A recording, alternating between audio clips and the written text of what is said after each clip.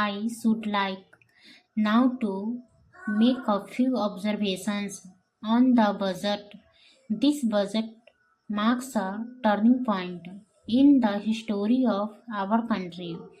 It is no use attempting, as some of my friends have done, either to depreciate the budget very strongly or to suggested that we are not witnessing a new revolution. Our methods of fiscal training and technique, I want it to be quite clearly pointed out to my friends that we are now facing the linears of India finance.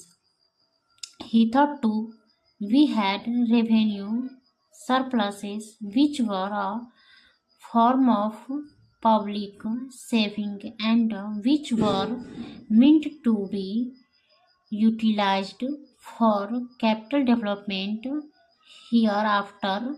This form of revenue surpluses would not be available.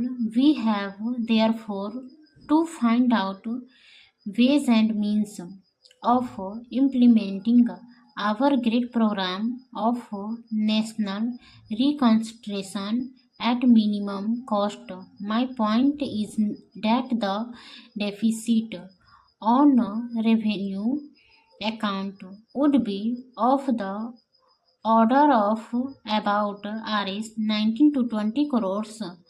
Here, let me point out that I do not agree with those of my friends in the finance department who have attempted to suggest that Rs 9 or 18 crores which are obtained from Pakistan should be put to the revenue side of the budget. They are to be put on the capital side, but that does not seriously after the trend of my argument. What I am suggesting it is that we would have to be prepared for a deficit of a much higher order even on the revenue side. That itself should make us realize that there are very many problems which we have to face and that we have to undertake ways and means of increasing the resources of our country so that it might be possible for us to have a greater amount of surpluses or a greater amount of public saving for the purpose of financing capital development. The finance minister in the course of his speech, Mr. Deputy Minister, point out that the deficits during the past 2 years were of the order of Rs 83 crores. I venture humbly to disagree with him because I feel that when we are talking of deficits, we must take into account the overall deficit incurred by the central government and that would be of the order of Rs 200 crores during the years of reality that expenditure we had a shortly of about Rs 200 crores. Undoubtedly, now when we are going to have a very great amount of expenditure, we might have a greater amount of deficit, and we would have to find out ways and means of trying to meet our capital expenditure. Some members have pointed out that deficit financing is good. Others have pointed out that it is poison. One honor member who preceded me pointed out that it could be taken like a tonic. Now, I am not willing to enter into the merits of deficit financing or demerits of deficit financing in an academic spirit. The time has now come when we should face realities. I do suggest that we have to indulging in deficit financing, because without indulging in deficit financing, it would not be possible for us to indulging in capital expenditure on such a large scale.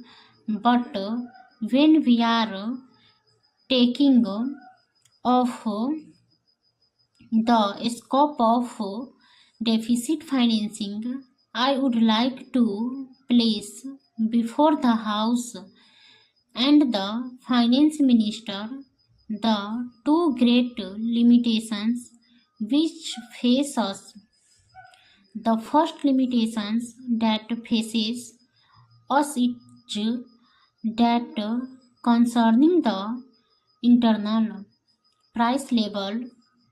The finance minister referred to the cost of living. He said that he was going to keep a watch over the cost of living so that it may be not shoot up within a short period and make a mess of the plans of capital development. But there is an here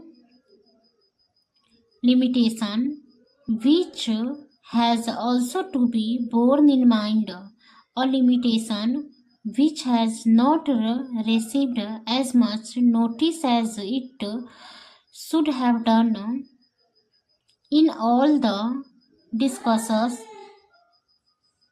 that have taken place on deficit financing. That limitation is the external limitation, or the limitation which arises on account of our balance of payments position. I think this is as important, Mr. Deputy Speaker, as the internal price level, and I should like to elaborate that particular point a bit more, because I feel have that a time will shortly arrive when we might have either to reconsider our policy or might even have to leave the strangling club of which we are a member. The second serious limitation is as serious as the first. What would be the consequences of deficit financing on our balance of payments? The finance minister in his budget speech points out that so far as the balance of payments position is concerned, that they have now, whether it is by accident or design, a favorable balance any, and they have contributed Rs 33 crores to the dollar pool during the past 6 months. But the moment we indulge in deficit financing, we have to be prepared for worsening of our balance of payments.